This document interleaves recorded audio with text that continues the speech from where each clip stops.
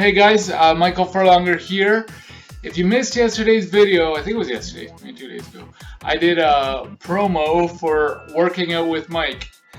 Uh, so I wanted actually before to invite my friend Farr to do a bit more of a expertise, I guess. So I'm gonna let him actually take center stage. I'm gonna hide at the top screen there, and I'm gonna ask him a few questions to help us as we've been in isolation. So give me just a second.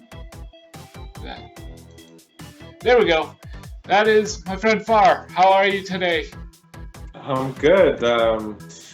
Thanks for having me on your show, if I can say that. But yeah, it's just pretty. It's looking forward to being here, and it was exciting when you mentioned that you wanted to do something like this. So thank you.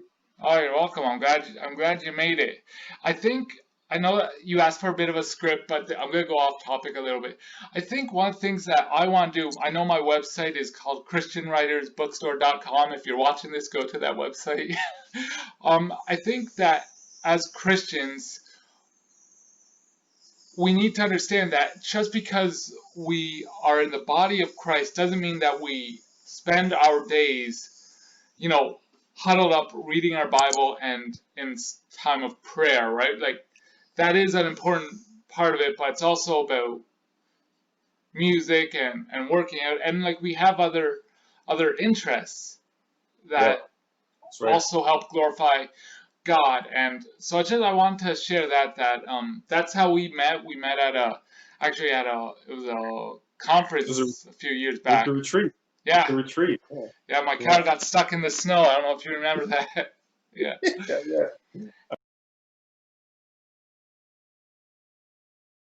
How is the isolation? I know we've been isolated for I don't know what 3 months now.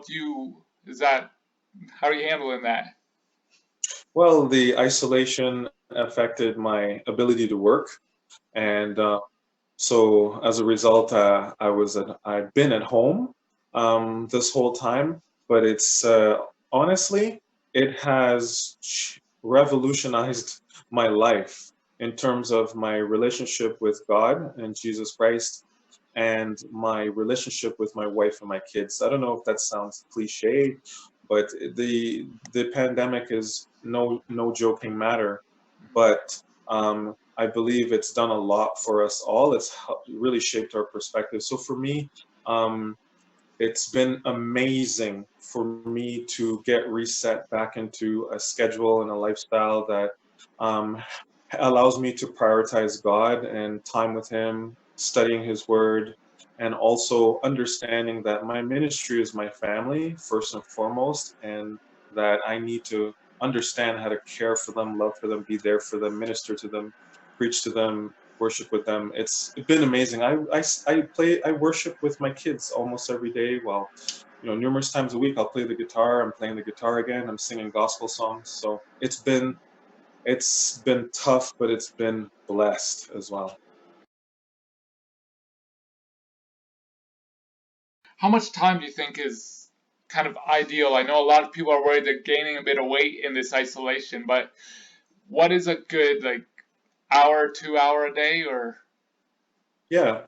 Yeah, your question is what is the good amount of time that you can spend training on a daily basis?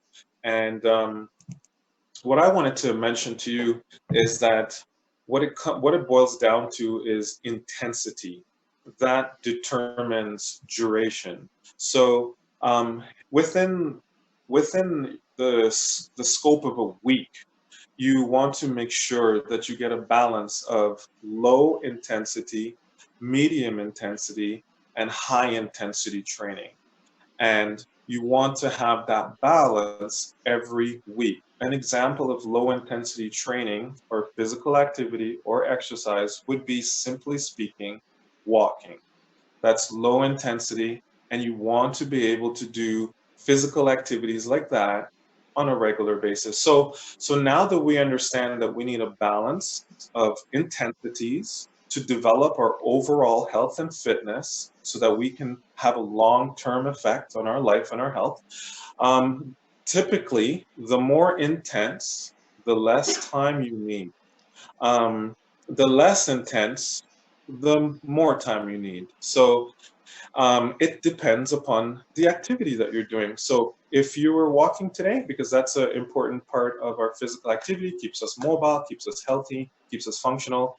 You want to, 30 minutes to 60 minutes. There's nothing wrong with walking for 60 minutes.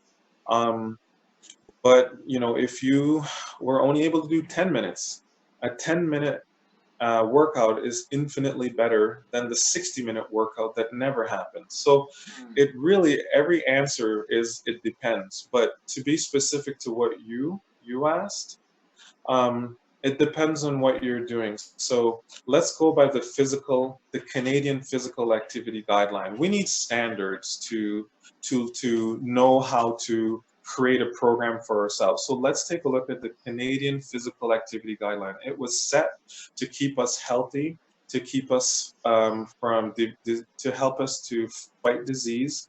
It keeps us away from the medical system so that we're not burdening and that people who really need it can actually get it. You don't want to be in the hospital for things that you could have overcame through balanced diet and regular exercise. So that's why the Canadian Physical Activity Guideline is there, so that we can be healthy citizens. And this is what they set out. It's a good standard. I use it with my clients. It helps people get in shape, stay in shape. It helps people overcome pain, so many different benefits. But you want to think about having a minimum of 2 strength training sessions a week for the rest of your life. If the scale goes up or the scale goes down, if you're happy or you're sad, if it rains or it snows, you want to cultivate the habit of 2 strength training days a week. What constitutes strength training? We can get into that if you want to follow, if you want to touch on that subject. But just to stick to the question, 2 strength training days a week, and they also want you to have about 120 minutes of aerobic, 150 or 160 minutes of aerobic activity a week.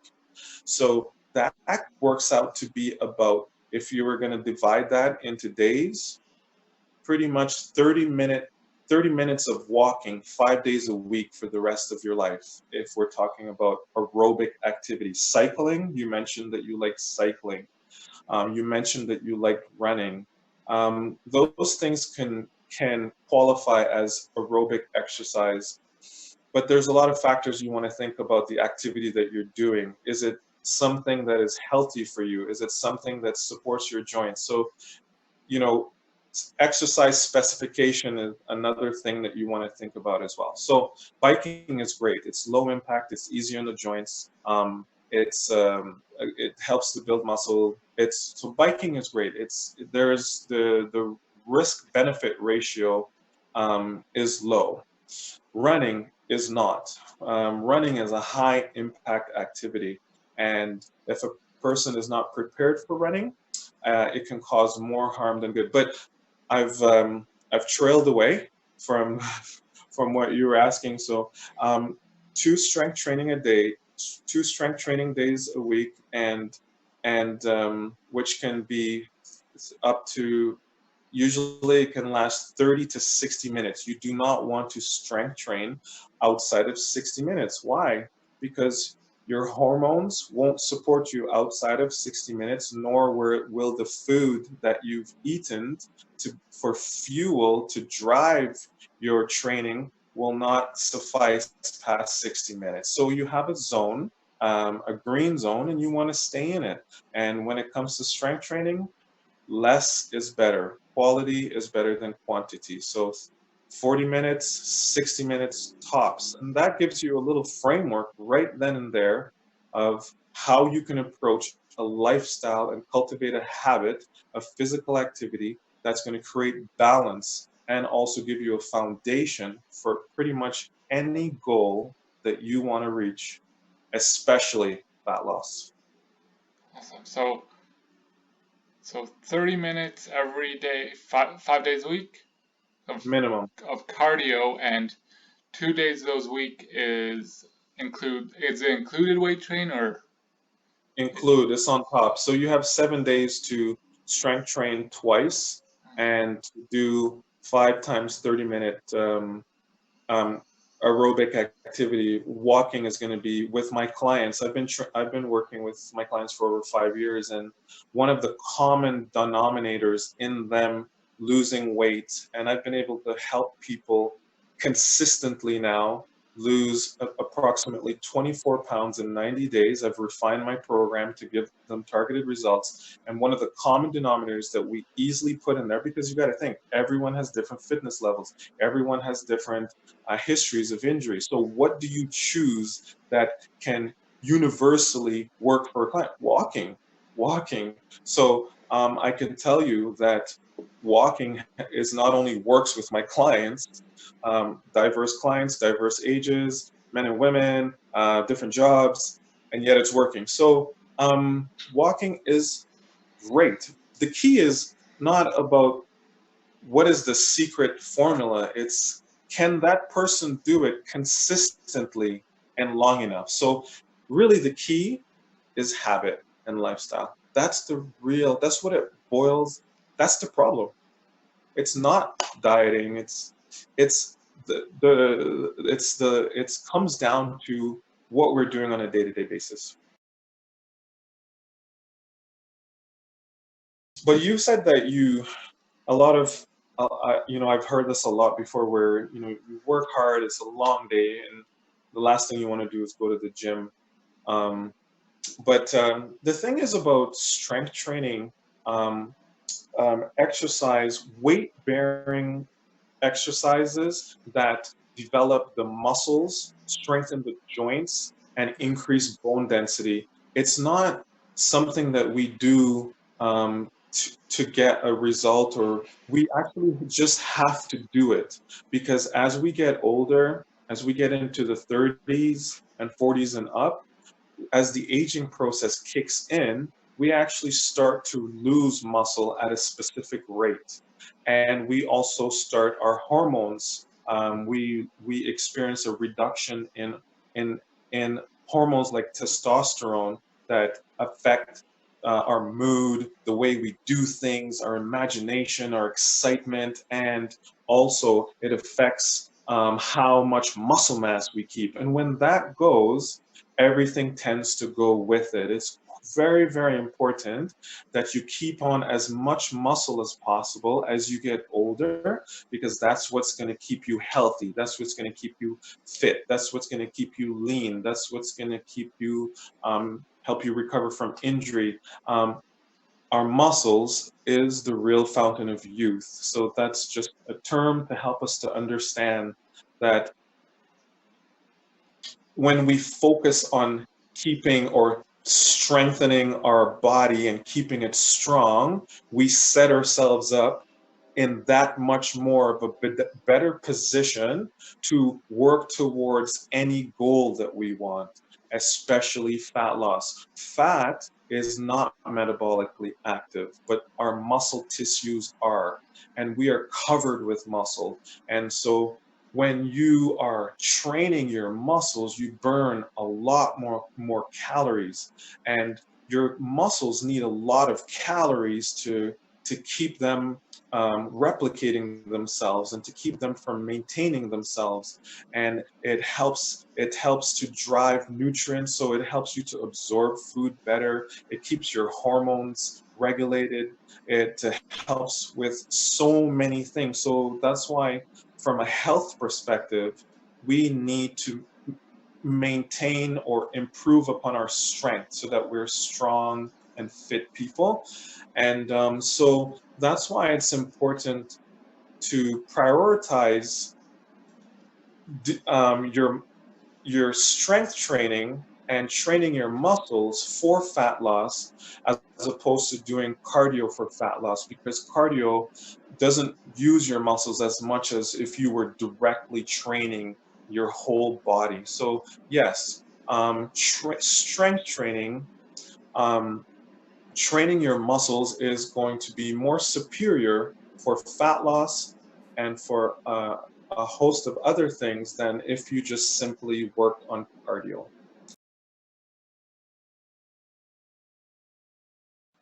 Yeah, so just like I said, I wanted to ask you guys a couple questions. But yeah, so my input on the ketogenic diet is this. So I am I'm studying right now to be a level 1 precision nutrition coach, which what it does is it allows me to coach people with their eating habits to help them get the results. I can do it legally. I'm developing the expertise. So I'm in the midst of this certification. There's 4 levels to it. They're year long. But prior to that, as a personal trainer, I help clients generally eat well for their goals as well. So I have to have foundational understanding of nutrition. But now I'm studying the science of nutrition and the art of coaching it, because nutrition, it's more psychological than it actually is about the food itself. It's typically about what a person's thinking that it's that really is the biggest factor in them eating in a way that's going to help them be healthy, but also reach their goals, but also be able to sustain it as a lifestyle. So when it comes to the keto diet, um, you're probably familiar with this. It was created in the 1920s to treat epilepsy for children, Okay. Ah, and so it was created to treat brain disorder, brain disease, as in epilepsy, and it worked. And it was created by doctors at the Mayo Clinic, 1920s, and it worked. It helped improve their symptoms. It helped improve their behaviors, and as you move along the history, so as you can see, this is not a new diet. As we move on further in medical history, um, it became important for bodybuilders in the 80s and 90s. So the bodybuilding industry took up the ketogenic diet because for them, they weren't interested in the health benefits, but they wanted to be able to eat fatty foods and still get rock hard abs. Okay, so it surfaced in the 80s and the 90s for that reason, and then died down again, and then now it's back again, and it became the most Googled thing, um, in these times, and it's very, very popular. It's the #1 sought out diet. So this is kind of the context of what we're dealing with, and what the interest is now for it is in its health benefits and its possible benefits for athletes, but also for rapid fat loss. So that's kind of this scenario with this. However, when you take a closer look at the ketogenic diet, and you take a look at all of the other diets like low carb diets, um, for example, here, let me, I prepared for this, so just give me one sec. Um, so you have the low carb diet, the ketogenic diet, and the paleo diet. When you look at those diets, it's not really um, the fact that they've significantly reduced major nutrients. For example, the diet that you're on is extremely low protein, extremely low carbs, and very high fat. Okay. And we know the paleo diet and the low carb diet. So it's just really restricting these macronutrients to create an effect a pathway that will lead to fat loss. Okay. However, what the literature shows that um, it's the universal principles behind those diets that are resulting the in the success, not necessarily the diet itself. And also in the long run, in the bigger scope of things, they found that all diets can achieve the same results even if you ate normally. Okay, so when they've looked at the big scope of this, when you look at all of the diets, including just eating regularly, they all in the long run produce the same result. None is actually greater than the other. Okay, so this is just looking at it as in a big picture. So what is it then that is making it giving people results? Well, everything that you said actually proves that what I'm going to essentially share with you is you said that me and Jennifer exercise more, um, or you're more mindful about your eating. You're just more mindful about everything along with your diet. I don't think you're going to just take a diet and just not do anything else. But if you weren't on a diet, would you still exercise? Or if you exercised without dieting, you realize that the diet didn't work and you added dieting to it. It's because you are taking a you're what you're doing is you're taking a balanced approach. You're looking at your eating, you're looking at your physical activity, you're looking at your sleep. You're just working on being a healthy guy. And when you do that, naturally your body will get healthier. So that means if you did it with the paleo, it's possible you could get the same results. If you did it with any diet, you would get the same results because of the universal principles behind the diets is that it makes us want to be healthier. The last thing I would say is that the ketogenic diet is extreme. It's hard to stick, it's hard to maintain, it's imposive on your lifestyle, and it's hard to do it in the long term. Second, it doesn't work for everyone. It can work for one person and it cannot work for another person.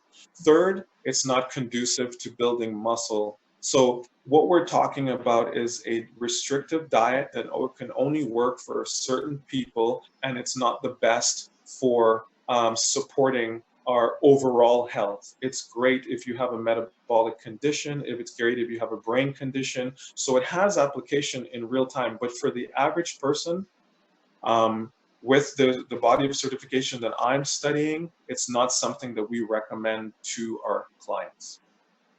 Wow, that is, I did not know any of that actually. I did not know that it started in the 20s.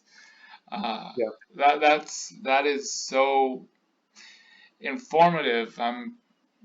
Thank you for telling me, and I'm sure there's a lot of people. If you're watching this on YouTube at the moment or Facebook or whatever, leave a comment below. Tell me if you knew any of that because I did not know any of it. Oh, I wanted to know what your thoughts were on the kind of the free weights, the dumbbells, versus a TheraBand or the electric elastic band, whatever they are called. Yeah. So yeah, good question. So there are when it comes to um, exercise modalities and tools and equipments that you're going to use, free weights, dumbbells and barbells are going to be right there on the top of the list because they're free and they allow you to work your stabilizers of your body. And it's important that you work stability as well as strength when you're contracting your muscles. So free weights are just amazing. They're just so versatile, and they can, whatever level of fitness or whatever injuries that you might be experiencing, you can pretty much modify and work with those tools and progress and regress, and you can really work the muscles of your bodies and different systems in the muscle group. So dumbbells and barbells is huge, especially with barbells, because now you can do compound movements. You can train these primary patterns that puts you in a place of strength. So, for example, if you were squatting or deadlifting, that is, those positions are very, very strong positions for you.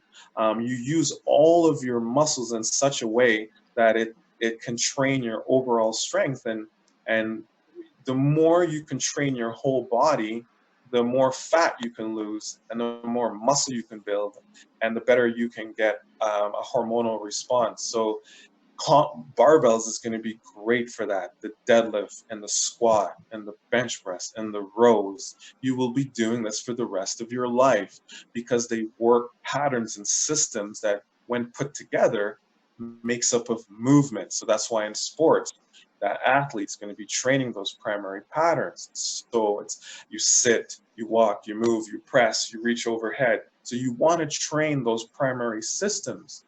Um, And we're talking about push, pull, hinge at the hips, and bend at the knees. Those are the primary systems. Um, Now, second to that is band. Bands are right up there. They're not underneath. They're not a second. They're right in line with barbell and dumbbell training. Well, what are examples that we can draw from? Powerlifting, when they employ bands and chains, and they will attach it to their weights, and it enhances the lift, and it helps them to work on different contractions that are necessary for really being strong and elite at what you want to do.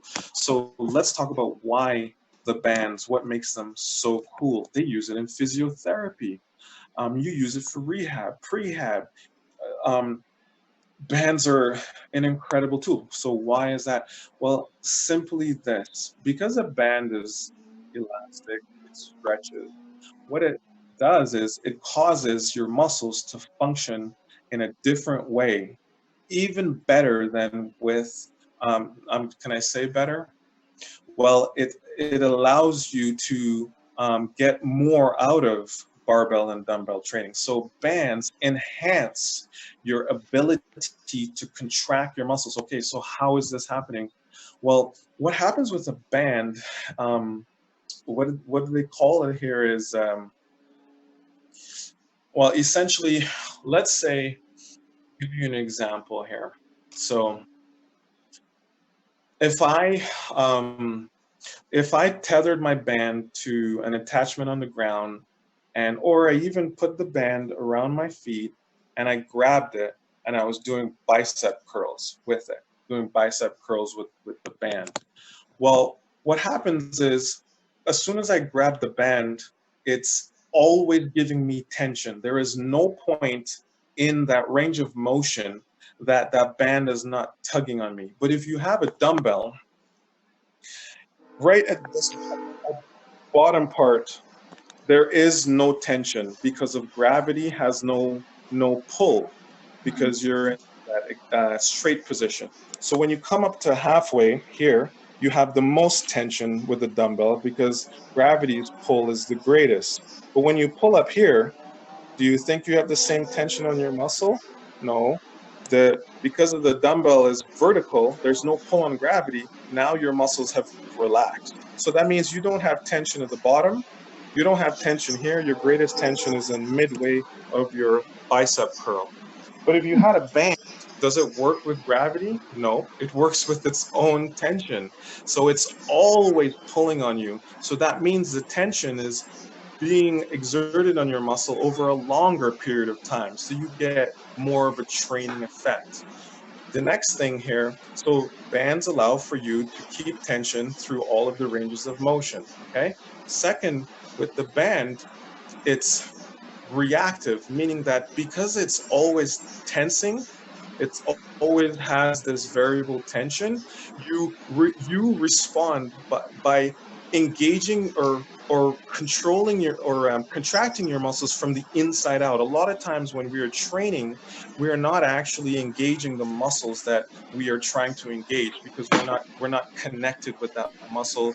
We've lost connection with it. We're sitting in static positions. We're repetitive, and so we lose connections with our muscles. That's why we feel tight and we feel pain. But when you use a band, because it has something that's called accommodating resistance, it means that as you start to go into your bicep curls, it gets heavier and harder because you're stretching the band. And as you go down, it gets lighter and lighter and lighter. It's called accommodating resistance. The band is accommodating itself to you as you move through the range of motion. So therefore, this variable resistance is causing you to have intermuscular contractions. You engage from the inside out. Passive muscles that normally don't react start to react for you. And so, therefore, it gives you a better connection or contraction from the inside out. So that's why physiotherapists train with bands to help clients to recover from injuries. And that's why we still use bands to help clients to prevent injuries, or we use it in powerlifting to help us to become stronger. So bands are great.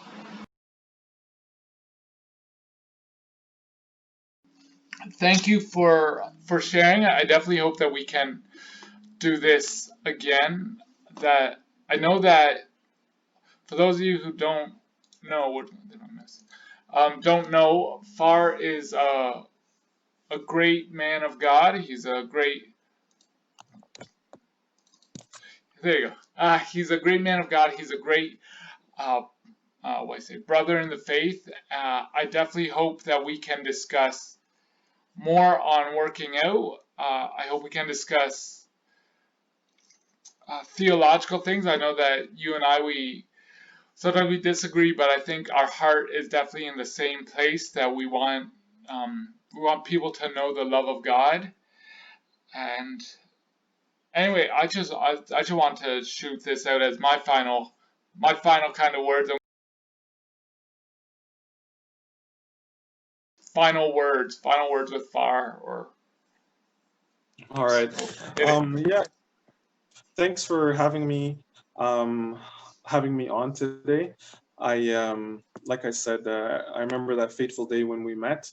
I was just telling my wife that the other day. I'm like, I believe it was fate now, looking back when I met you um, at the retreat, when you were the snow and the ice was all over our cars, and we helped each other. And I didn't know what that was all about, but I knew something was up. I was like, Lord, I was like, why do I feel connected to this guy? Why do I want to exchange my number with him? Why, and what town is he in, and what's going on? I didn't quite understand what it was all for. But then I saw you come to Overcomers, and but now I understand a lot. Now through this pandemic, I understand that we are actually more united in the Word of God and in what God wants and in doctrine than I realized. And so I pray for you, and I'm just grateful for you. And I'm also grateful for this moment because we've never really hung out, and it's happening. And so I'm so grateful just to have this is probably the longest time I've spoken with you is in this video call. So I'm just I thank God for that, and thanks for inviting me. And I just want to say to everybody that I have a YouTube channel with really unique and effective exercises that have been um, tested over the years with my clients, all the way from 19 to 83 years of age. So and and so the exercises are unique, and it takes years to be able to refine them. So guys, it's on YouTube. It's a free resource. You can literally make your own training program. You go into my YouTube channel, Visionary Fitness, and there's a search engine within the YouTube channel. You can say legs, upper body, and you can literally create your video or your workout, because I have video links and tutorials attached to them with me, the coach, tutorials that I use for my clients online. So that's a resource for you guys. I also have a Facebook page, an Instagram page. I don't post one thing and you see it all on the different YouTube or on the different networks. I actually have different things on each platform. So something different on Instagram, something different on Facebook. So I have, it's not like I'm at loss for content here, so God has really blessed my imagination. Also, the last thing I would say, guys, it's really not about a special diet or a special program. Really, the issue is us mastering the fundamentals of life. That's the real key to success. And the people who operate at elite levels in this world are ones that master the basics of life. The basics of life are more than enough for you to thrive and to perform at elite levels in your life. What is the basics? Eating slowly, eating regularly, eating for your goals sustainably, regular physical activities, cultivating a habit that you can sustain for the rest of your life is the real magic. If I can say that word magic, because that's not usually a good word for us when we're but anyways, that's what I wanted to say in closing. Thank you once again for letting me share, Mike. You're welcome. Thank you. I hope that when this pandemic thing ends, that we'll be able again. There it is. That when this pandemic ends, that we'll be able to get together, go out for coffee. Hopefully, your healthy eating doesn't prohibit coffee, because then we just can't be friends, I guess. But maybe we'll get coffee and play guitar. If the churches aren't open yet, we'll do 6 feet apart and we'll do a full orchestra guitar playing or something like that. Yeah, you got me. But one thing I've learned during this pandemic is to spend more time with you, brother. So I'm there. Let's plan it, and when I'm there, by the grace of God. Awesome. All right, I'm gonna put your information in the description below. So if you guys are watching this and you want to learn more about healthy eating and a better workout routine, check out Farr's thing. Of course, you know that I blog. I'm gonna start blogging about how I personally modified because of my car accident. Hopefully, Farr's gonna be a part of that to kind of say, "Hey, Michael, you gotta do something else," but that's gonna be there. Also, I'll put that in the description. Like, share, subscribe, but they'll be up there somewhere. And I will talk to you guys later. And Farr, I hope that you'll be a regular contributor. I'd love to. Thank you. I'd love to. Good Awesome. practice. You have a good night now. Bye. Okay, you too. Thank you. Night.